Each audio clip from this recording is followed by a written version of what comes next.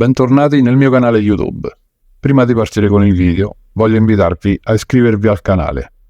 Oltre l'80% di voi che torna a guardare i miei video non si iscrive al canale. È del tutto gratis, non costa nulla, ma il sottoscritto fa tutta la differenza del mondo per potervi portare sempre nuovi contenuti. Detto questo, ora partiamo con questo nuovo video, dove vi voglio parlare di un personaggio molto noto nella mafia, specie nella seconda guerra di mafia, dove Salvatore Riina, che stava iniziando la sua scalata dentro Cosa Nostra, aveva attuato una strategia all'interno delle stesse famiglie palermitane, quella di corrompere i soldati e i capi decina delle famiglie mafiose che erano opposte ai corleonesi, offrendogli denaro e potere per passare dalla sua parte. Ma chi non accettava la trattativa doveva essere eliminato. Dunque, o ti riempiva di soldi o ti scioglieva nell'acido. Un soldato della famiglia di Santa Maria di Gesù, famiglia di Stefano Bontate, il principe di Villagrazia, non tentò nemmeno di corromperlo, perché sapeva molto bene che non avrebbe mai tradito il suo capofamiglia. Qui comincia per la fazione dei corleonesi una missione ben precisa, quella di eliminarlo, missione che risulterà impossibile. Il soldato in questione è Salvatore Contorno, per tutti Totuccio, nato a Palermo il 28 maggio 1946, soprannominato Coriolano della Floresta, per il suo coraggio e la sua caparbietà, come nel romanzo dei Beati Paoli. Cresce per strada tra Villagrazia, appunto, e Brancaccio, e già da ragazzo era specializzato nei furti di autoradio, anche se in quegli anni 60, la sua professione ufficiale era macellaio. Infatti, aveva proprio una macelleria che forse gli serviva da copertura, visto che in quei stessi anni divenne un grande contrabbandiere di sigarette. Nei primi anni 70 strinse un'amicizia molto importante che gli cambia la vita negli anni futuri. Attraverso la passione per la caccia stringe una forte amicizia con un altro appassionato di caccia, Stefano Bontate, capo della famiglia mafiosa di Santa Maria di Gesù, ed era uno dei capi più influenti in Cosa Nostra. Andavano spesso insieme a caccia nella tenuta di Favarella, dove il padrone di casa era niente meno che Michele Greco, il Papa, capo della famiglia di Ciagulli, Croceverde Giardini. Così, da questa stretta amicizia, qualche anno dopo venne messo alla prova per vedere se poteva entrare a far parte della famiglia, facendogli commettere reati per l'organizzazione. E, superato il periodo di osservazione all'inizio del 1975, venne combinato in Cosa Nostra, entrando a far parte della famiglia mafiosa di Santa Maria di Gesù, una delle famiglie più potenti di allora. Alla sua affiliazione partecipò il capo in persona, Stefano Bontate, insieme al suo sottocapo Girolamo Teresi e ai uomini d'onore Giovan Battista Pullarà e Pietro Lo Iacono, questi ultimi che avranno una storia tutta loro nella seconda guerra di mafia. Entrando nell'organizzazione e gestendo il contrabbando di sigarette, venne arrestato e inviato a soggiorno obbligato a Venezia. Lì nel Veneto formò una banda criminale specializzata nelle estorsioni, ma entrò in conflitto con le bande locali e soprattutto venne sospettato di essere il mandante di vari omicidi e regolamenti di conto contro quelle bande. Così, dopo 1 anno e mezzo di soggiorno obbligato, tornò in Sicilia, mettendosi a piena disposizione della sua famiglia mafiosa, tenendo in ordine il mandamento di Santa Maria di Gesù, dove i fatti che si svolgevano nel mandamento non potevano avvenire senza il consenso del capo Stefano Bontate. Con poco tempo, insieme ai fratelli Grado, quali suoi cugini, diventò il principale trafficante di droga per la sua famiglia, mettendo in piedi un grosso traffico tra la Turchia e l'Italia, importando a Palermo grosse quantità di morfina base, che veniva raffinata in eroina nei laboratori della famiglia mafiosa e veniva esportata al nord Italia, specie nel milanese. Nel 1979 venne denunciato per il sequestro dell'industriale Montanari, avvenuto nel gennaio del 79. Venne condannato a 26 anni di carcere ed è qui che cominciò la sua latitanza.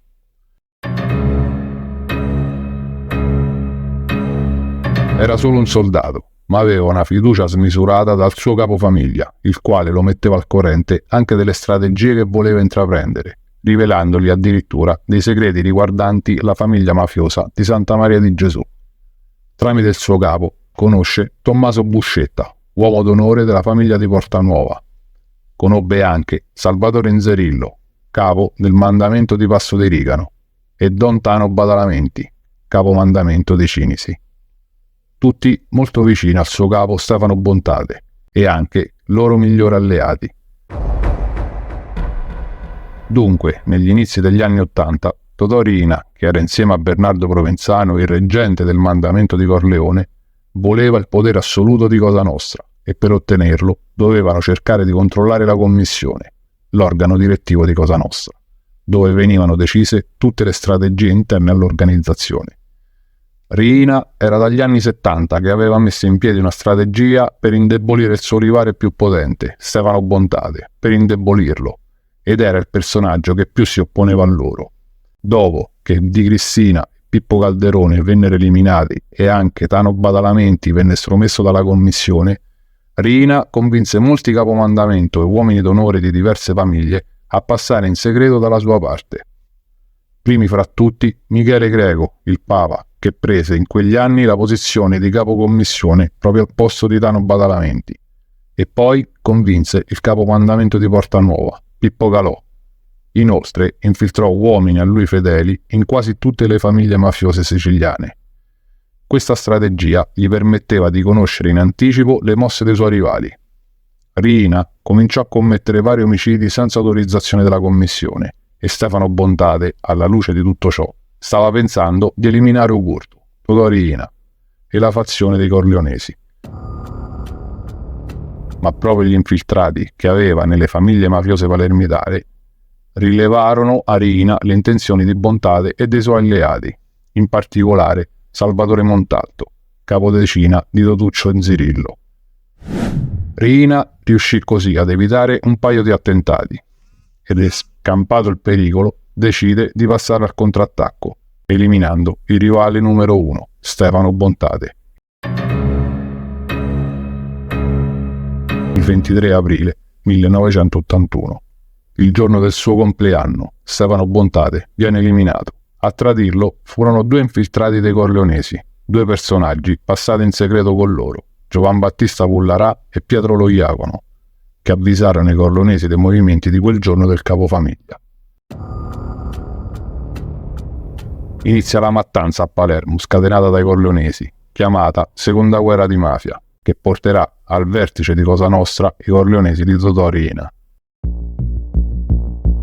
In questo agguato il nostro Totuccio Contorno, nei giorni dell'eliminazione del suo capofamiglia, era un latitante, e lui lo andò a trovare, come racconterà in seguito nei processi, il giorno prima del suo compleanno per fargli gli auguri. Era il 22 aprile 1981. Riina, dopo l'eliminazione del capofamiglia Bontate, voleva dare il colpo di grazia al mandamento intero. Decise di eliminare tutti i fedelissimi di Stefano Bontate che potevano guastargli il sonno. Il principale obiettivo era eliminare proprio Totuccio Contorno, che Riina sapeva bene che non sarebbe mai passato dalla sua parte, in quanto molto intimo di Bontate, e non era un semplice soldato per il capofamiglia, ma aveva un rapporto diretto con lui, cosa che altrimenti non sarebbe possibile all'interno della famiglia, in quanto da tramite c'è il capodecina. Il 26 maggio del 1981, con la scusa di chiarire cosa stava succedendo a Palermo in quel periodo, Contorno e altri fedeli della famiglia vennero invitati in una riunione nella tenuta di Michele Greco, il Papa, dove, proprio in quella riunione, i Corleonesi volevano eliminare Contorno e gli altri. Totuccio era scaltro e intuì che qualcosa non andava e non partecipò alla riunione. Fu l'unico, infatti, che si salvò. I Corleonesi, qualche settimana dopo, nel giugno dell'81, ci riprovano e tendono un agguato a Contorno. Un gruppo di killer, comandati da Scarpo Zedda, Pino Greco, il lucchese Giuseppe, quest'ultimo molto amico di Contorno, lo organizzano nel quartiere di Brancaccio, nel cavalcavia di via Giafar. In auto con Contorno c'era anche un amico del figlio che aveva 11 anni. Totuccio Contorno era dentro col suo quartiere e riuscì a capire subito cosa stava per succedere. Fece uscire dall'auto il bambino e cominciò a rispondere ai colpi di Kalashnikov dei suoi avversari con la sua pistola, riuscendo a ferire Pino Greco, il quale si salvò perché indossava un giubbotto antiproiettile. Fu il primo uomo d'onore a sfuggire alla squadra di morte di Totò Riina. Da lì Contorno fece però perdere le sue tracce, ma i corleonesi volevano la sua testa. Così cominciarono ad uccidere tutti i suoi amici e parenti più vicini che gli potessero dare un aiuto. Uccisero un suo zio e un suo cugino, i Pandalà.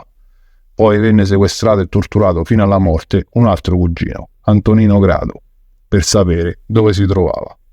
Totuccio Contorno era sempre più solo e isolato, avendo alle calcagne in quanto latitante anche le forze dell'ordine. Scappò nel Varese insieme ai cugini Grado e da lì si misero in contatto con Tano Badalamenti per riorganizzare le file delle famiglie perdenti e decisero di tornare a Palermo e eliminare Totò Riina, Michele Greco e Pippo Calò, cominciando da Pippo Calò, che era a Roma il tesoriere per conto dei Corleonesi e di Cosa Nostra. Contorno si trasferì a Bracciano, dove avevano acquistato una villa, ma è proprio lì che finì la sua latitanza, il 23 marzo del 1982. In quella villa vennero rinvenuti nella stalla dei cavalli, in una botola, 150 kg di hashish, 2 kg di eroina, 35 milioni di lire e dei documenti falsi. Venne portata a Roma ed è lì che conosce per la prima volta Ninni Cassarà, diventando poi uno dei suoi più importanti informatori. L'arresto probabilmente salvò la vita dello stesso Contorno, perché i corleonesi volevano comunque la sua testa, ma in carcere non si poteva. Così uccisero un suo cugino, che dopo l'arresto aveva ospitato la moglie di Contorno. Dopo pochi mesi di carcere cominciò a lanciare i primi segnali di collaborazione a Ninni Cassarà, collaborazione che fu molto utile al vicequestore per ricostruire nel rapporto dei 162 tutti gli schieramenti mafiosi della seconda guerra di mafia. In quello stesso periodo veniva formato a Palermo il pool antimafia, messo su da Rocco Chinnici, che verrà ucciso nel luglio del 1983. Nel pool facevano parte in primis i giudici Falcone e Borsellino, e fu proprio Falcone a convincere Buscetta a collaborare con la giustizia. Lo stesso Buscetta, incontrando Contorno, incoraggiò Totuccio a collaborare e i giudici misero in piedi il maxi processo alla mafia, grazie alle loro collaborazioni, ricostruendo la struttura della mafia grazie a Buscetta e a ricostruire gli scontri di Cosa Nostra grazie a Contorno, che raccontava avvenimenti dove aveva assistito personalmente. Quel processo porterà alla condanna all'ergastolo per tutti i vertici di Cosa Nostra e Contorno, per la sua collaborazione, verrà condannato a solo 5 anni di reclusione. Totuccio Contorno diventerà collaboratore anche in America, dove lo Stato americano gli aveva dato una nuova identità. Collaborò a favore del processo Pizza Connection.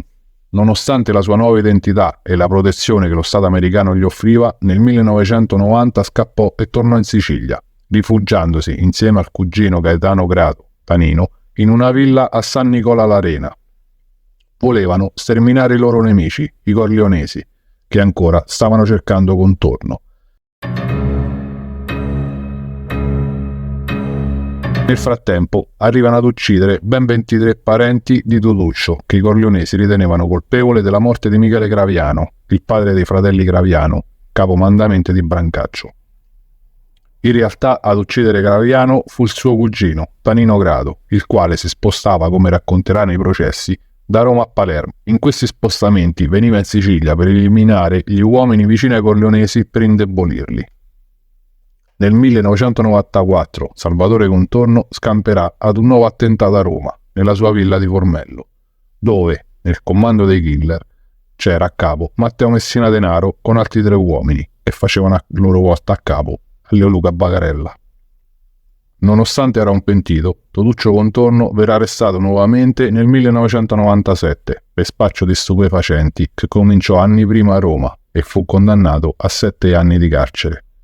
Verrà infine di nuovo arrestato per estorsione nel 2004 per aver prestato dei soldi per un acquisto di una casa e i soldi sarebbero dovuti essere stati restituiti in percentuale di strozzinaggio e non contento aveva chiesto anche una lavanderia di proprietà dell'estorto. Molto probabilmente Totuccio Contorno è stato un pentito per vendetta che attaccava la fazione dei Corleonesi, in specie Riina, Michele Greco e Pippo Calò, giustificando i fatti che lui apparteneva ad una mafia buona, una mafia che per lui non esisteva più, ma di sicuro è stato un soldato più fedele al proprio capofamiglia, e questo è senza ombra di dubbio.